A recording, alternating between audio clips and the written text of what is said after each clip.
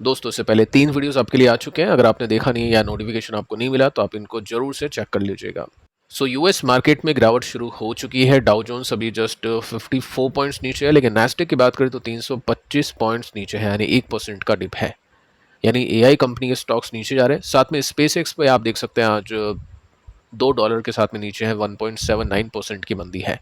अब इसको देखना इंपॉर्टेंट इसीलिए है ताकि आप सीखो अभी जो आईपीओ आने वाले हैं या फिर आ चुके हैं अप्लाई करने के लिए, उसमें अगर वैल्यूएशन ज़्यादा है, अगर टेक्निकली ब्रेकडाउन होता है तो फिर प्रॉफिट बुक करना काफ़ी ज़रूरी हो जाता है।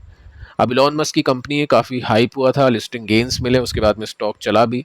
अब ऑल टाइम हाई से देखें तो 33% ये नीचे आ चुका है कुछ ही दिनों में, और लिस्टिंग से देखें तो 16% नीचे है। साथ में बड़ी बात दोस्तों यह है कि अब ये अपने आईपीओ प्राइस से भी नीचे आ चुका है। $135 का आईपीओ था एक स्टॉक का, और अभी प्राइस आप देख सकते हैं $133 पे पहुंच चुका है। तो सीखने वाली बात यही है कि अगर आपको समझ में आ जाता है कि टेक्निकल रिवर्स हो चुके हैं, जैसा कि यहाँ पे स्पेस एक्स के अगर आप टेक्निकल्स को देखोगे तो आपको सिंपली दिखाई देगा कि टेक्निकली स्टॉक रिवर्स हो चुका है। लोग गलती क्या करते हैं कि प्रॉफिट दिख जाता है कि चलो लिस्टिंग से या आईपीओ प्राइस से 50% का प्रॉफिट है, उसके बाद में 40 होता है, 30 होता है, 25 होता है, 20 होता है, होल्ड करते हैं, जबकि दिख रहा है कि अगर होल्ड और करेंगे तो स्टॉक नीचे गिरेगा। और रीज़न भी होता है इसके पीछे का, काफ़ी लोग समझते हैं कि नंबर्स अब जब नहीं होते, जब प्रॉफिट नहीं होते हैं तो फिर हाई वैल्यूएशन सस्टेन करना डिफिकल्ट होता है, और जो कंपनी प्रॉफिटेबल है उनके भी अगर वैल्यूएशन ज़्यादा निकल जाती है तो वहाँ पे भी ये चिंता बन जाती है। तो एसबीआई को लेकर कुछ इंटरेस्टिंग डेटा है, अगर आप आईपीओ अप्लाई कर चुके हैं या फिर कल आखिरी दिन अप्लाई करने का, तो उसको लेकर बातचीत करते हैं। बाकी देखिए दोस्तों, ट्रेडर ट्रंप, बड़ी न्यूज़ आ रही है इनकी तरफ से। फर्स्ट आप देख सकते हैं कि ट्रंप अकाउंट ने बेचे हैं माइक्रोन, खरीदे हैं एनवीडिया। एक्सपर्ट वार्निंग देते हैं कि आप मिस्टेक मत करना इसको स्ट्रैटेजी समझने की, क्योंकि ट्रम्प तो रोज ट्रेड करता है। आप देख सकते हैं एग्जीक्यूट किए हैं 6100 स्टॉक ट्रेड्स 2023 में। ठीक है, या ट्रम्प इन्वेस्टमेंट अकाउंट्स की बात करें जो कि मैनेज किया जाता है थर्ड पार्टी से, बट ऑब्वियस इनके पास में इंफॉर्मेशन पहुंचती है। साथ में हमने अभी रिसेंटली भी कुछ ट्रेडिंग एक्टिविटीज़ देखी थी, तकरीबन 2-3 हज़ार ट्रेड लिए अभी 1-2 महीनों के अंदर। सो ये स्ट्रैटेजी मत समझना, लेकिन लोगों ने ये तो समझना शुरू कर दिया। एआई कंपनी की स्टॉक्स की पिटाई चल रही, तो माइक्रोन ट्रंप ने बेचे, तो लोगों ने भी बेच दिए। 10% के साथ में ये क्रैश हो चुका है। और एनवीडिया भी बचा नहीं है, ये भी नीचे है 2% के साथ में, बट माइक्रोन ज़्यादा गिरा है क्योंकि ट्रंप ने बेचा है। सो एआई कंपनीज हमको लग रहा है कि अभी प्रॉफिट बुकिंग की तरफ बढ़ रही है। आईटी कंपनीज क्या करेगी कल, इसके बेसिस पे एक बार हम एडीआर भी देख लेते हैं इन्फोसिस का। तो 0.41% ऊपर है, यानी ठीक है, ऐसी कोई दिक्कत नहीं है। अब आईटी कंपनी को लेकर भी एक अपडेट है, कंपनी को लेकर उसको भी आगे चल के अपन देखने वाले हैं। काफ़ी सारी अपडेट्स आपको मिलेगी इस एक वीडियो के अंदर। सो अब देखिए ब्रेंट को देखते हैं, नीचे जाना शुरू हो चुका है, 0.27% की डिप है। अब इसके अंदर समझ से बाहर हो रहा है मेरा जो एनालिसिस, क्योंकि पता नहीं है अब ऑयल का डायरेक्शन क्या हो, क्योंकि कभी अप कभी डाउन, कोई ऐसी न्यूज़ भी नहीं आ रही है। सो अभी तो ये समझ से बाहर है। देखते हैं कुछ और मूव मिलते हैं, कुछ एक्टिविटी मिलती है या फिर कुछ डेटा मिलता है जो क्रूड के प्राइस को प्रिडिक्ट करने में आसान होगा, तो मैं आपके साथ में उसको शेयर करूंगा। लेकिन दोस्तों एक डेटा तो आ चुका है जो नेगेटिव है, जिसको प्रिडिक्ट करना बहुत ही आसान है। इंडिया के ऊपर 100% टैरिफ का जो बिल है वो लागू हो चुका है। उसको मतलब पेश किया गया है, हम ये बोल सकते हैं, जो इंडिया के ऊपर होगा और साथ में 4 और कंट्रीज के ऊपर होगा, क्योंकि रशियन ऑयल बाय किया जा रहा है।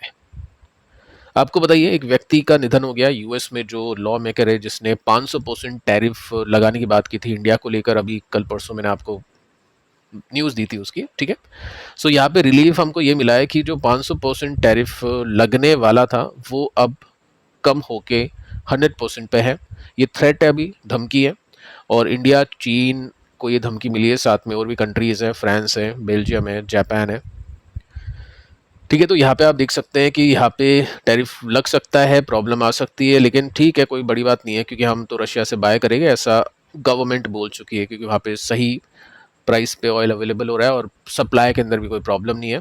और हमारी एनर्जी की जो नीड है बहुत ज़्यादा है, हम मैक्सिमम इंपोर्ट करते हैं, तो ऐसा हम नहीं कर सकते हैं कि किसी सोर्स से हम लेना बंद करते हैं। बाकी देखते हैं कि टैरिफ अप्लाई होता है या नहीं होता है।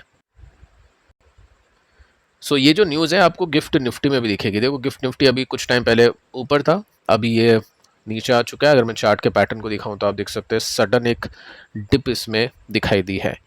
सो कल का मार्केट अभी न्यूट्रल ही समझ में आ रहा है, और जिसमें अगर यूएस मार्केट ज़्यादा नीचे आते हैं तो कल हमारा मार्केट भी नीचे जा सकता है, नेगेटिवली ओपन हो सकता है।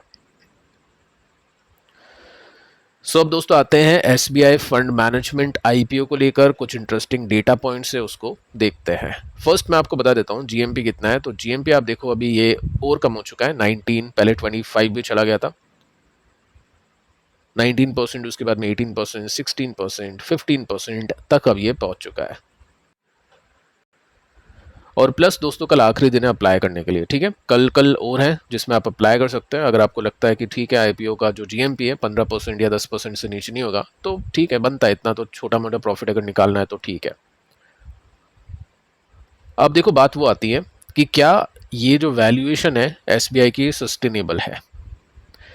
फर्स्ट आप देख सकते हैं कि किसका जो क्वार्टर ऑन क्वार्टर बेसिस पे एयूएम बड़ा है, परसेंटेज ऑफ सीएजीआर आप देख सकते हैं। सो पूरा म्यूचुअल फंड जिसके अंदर आपका डेट भी आता है, हाइब्रिड भी आता है, इक्विटी भी होता है, गोल्ड एंड सिल्वर भी होता है, तो सबसे पहले अपन वो देखते हैं।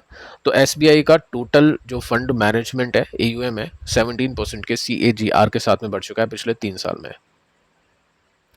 आईसीआईसी की बात करें तो सबसे अच्छा है यहाँ पे 27%, बाकी सबसे अच्छा यहाँ पे 30% है निपॉन में।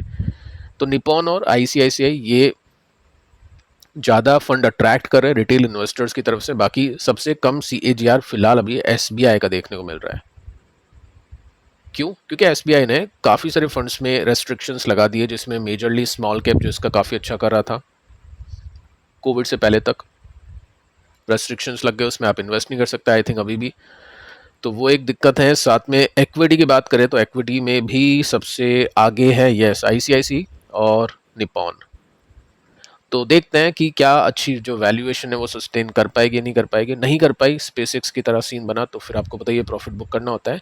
लेकिन ये स्पेसएक्स की तरह रिस्की नहीं है। अगर थोड़ा नीचे भी आएगा और आपको लग रहा है कि हाँ चलो कुछ क्वार्टर्स बाद यहाँ पे अच्छा इंप्रूवमेंट आएगा ही आएगा, टोटल इंडस्ट्री चलेगी, तो कोई दिक्कत नहीं, होल्ड कर सकते हैं ऐसी कंपनी को। बाकी देखते हैं लिस्टिंग गेन में क्या होता है, लिस्टिंग पे क्या होता है, उसके बाद में वो डिटेल में बात करेंगे। टेक्निकली डेफिनेटली अपन इन चीज़ों को देखेंगे।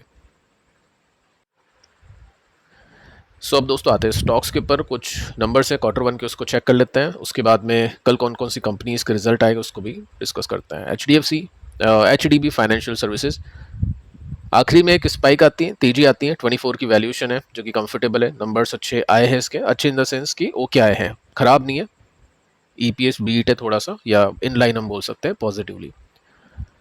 सो नंबर्स आते हैं शाम को 4 बजे के आसपास, बट उससे पहले बाइंग हो जाती है। अब सेबी ने जो पिछले वीडियो में हमने देखा रूल्स लगाया वो इसी वजह से लगाया है कि जो इनसाइडर जो टॉप एम्प्लॉयज़ हैं वो भी अब नहीं कर सकते हैं ट्रेडिंग, उनको भी इनसाइडर माना जाएगा, क्योंकि उनको नंबर्स पता होता है। जो अकाउंट्स बनाते हैं, जो एम्प्लॉयज़ होते हैं, उनको काफ़ी हद तक काफ़ी सारी चीज़ें पता होती है। सो हम यहाँ पे चलते हैं सबसे पहले एनपीएस को देखने। ग्रॉस एनपीए कितने, 2.34, 2.44% के कंपैरिजन में तो कम है, ठीक है, अच्छी बात है।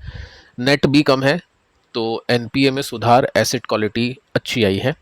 प्लस हम इसके नंबर्स को देखें परसेंटेज पे तो सेल्स कंपनी की 11% के साथ में बढ़ी है, प्रॉफिट कंपनी का 38% के साथ में बढ़ चुका है, तो नंबर्स भी अच्छे हैं।